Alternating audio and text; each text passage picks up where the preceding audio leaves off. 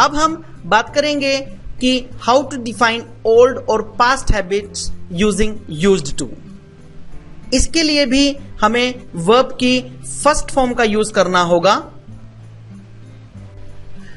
अब हम past habits का या पास्ट का प्रयोग यूज्ड टू के साथ करना सीखेंगे।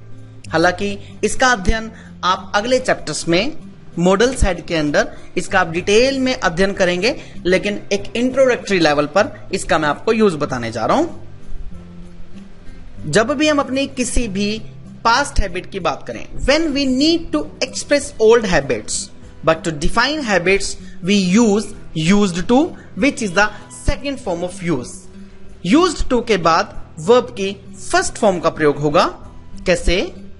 सब्जेक्ट चाहे कोई भी हो, I, you, we, they, plural, he, she, it, singular और name, plus used to plus first form of the verb like play, work, go, read, watch plus rest of the sentence, जैसा कि आप screen पर देख रहे हैं। हमारा school going boy वही कैरेक्टर आपको इस बारे में थोड़ा सा डिटेल में बताएगा कुछ सेंटेंसेस की हेल्प से।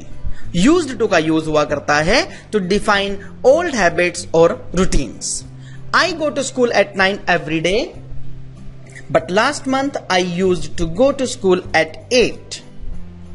I play cricket every day, but in my school days I used to play chess. I used to go to morning walk every day last month. I wear black shoes in school, but in old school I used to wear black shoes. I don't watch movies in cinemas, but I used to watch when I was child. I go to Ram's home daily, but in last month he used to come to my home.